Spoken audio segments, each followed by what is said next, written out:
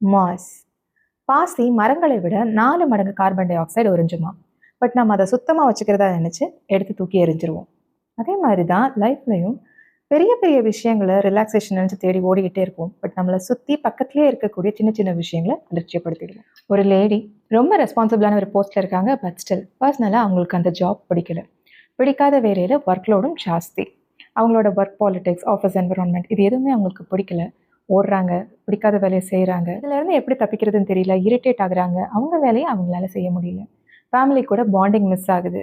நிறைய விஷயங்களை அலட்சிய போக்கு காட்டுறாங்க. ஸோ இவங்க மென்டலி ஒரு மாதிரி அப்செட் ஆகுறாங்க, டயரிங் ஆகுறாங்கன்னு தெரிஞ்ச உடனே அவங்கள சுற்றி இருக்கிற வெல்விஷர்ஸ் எல்லாம் ரிலாக்ஸேஷனுக்கு எங்கேயாவது ஹில் ஸ்டேஷன் போயிட்டு வாங்க, தீம் பார்க் போங்க, ஒரு பிரேக் எடுத்துக்கோங்கன்னு நிறைய அட்வைஸ் கொடுக்குறாங்க.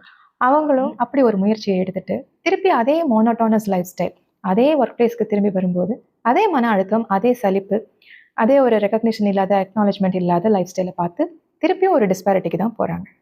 வேலையும் விட முடியாது, ஃபினான்ஷியல் டைப்ஸ் நிறையா இருக்குது. எதுவுமே மாறுறதில்லைன்னு சொல்லி ஒரு நாள் டயர்ட் ஆகி லீவ் போட்டுடுறாங்க. அவங்க ரூமை சுத்தம் பண்ணுறாங்க. மெதுவாக ஒரு டீ போட்டு அவங்க கார்டன் ஸ்பேஸில் உட்காந்து குடிக்கிறாங்க. அந்த ஸ்லோ மார்னிங் அவங்கள அந்த டீயை ரசித்து நிதானமாக குடிக்க வைக்குது.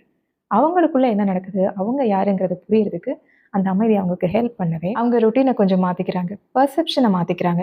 அடுத்தவர்களுடைய தவறுகளுக்கு நம்மளை தண்டிச்சுக்கிறோன்னு கோபத்தை அடையாளம் காண்றாங்க. ஆர்கியூமெண்ட்ஸ் எனர்ஜியை ட்ரெயின் பண்ணுதுன்னு புரிஞ்சுக்கிறாங்க. நிறைய விஷயங்கள் அவங்களுக்கு புலப்படுது.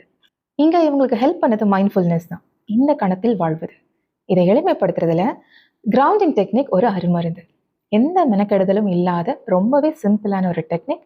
எந்த நிகழ்வுலையும், எந்த சூழல்லையும், எந்த பொசிஷன்லையும் இதை நீங்கள் பண்ணலாம். எப்படி பண்ணுறது பார்ப்போம். நீங்கள் உங்களை சுற்றி இருக்கிற ஏதாவது 5 விஷயங்களை பாருங்கள்.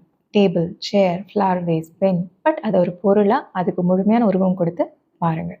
அதுக்கப்புறம் ஏதாவது 4 விஷயங்களை அல்லது பொருட்களை தொட்டு பாருங்கள். எனி 3 சவுண்ட்ஸ், 3 சத்தங்களை கூர்ந்து கவனிங்க. 2 டைப்ஸ் ஆஃப் ஸ்மெல் நுகர முடியுதா பாருங்கள். கடைசியாக ஒரு டேஸ்ட் சென்ஸ் பண்ண முடியுதா பாருங்கள்.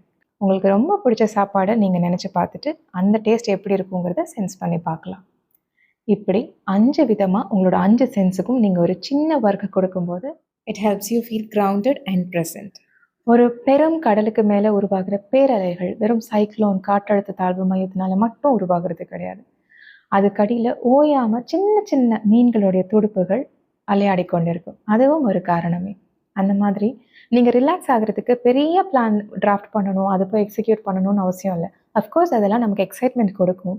பட் சின்ன சின்ன விஷயங்களை நீங்கள் கவனித்து சரி பண்ணும்போது அது உங்களுக்கு அமைதி கொடுக்கும், உங்களுக்கு உங்களே அடையாளம் காட்டும், உங்களை ப்ரொடக்டிவாக மாற்றும்.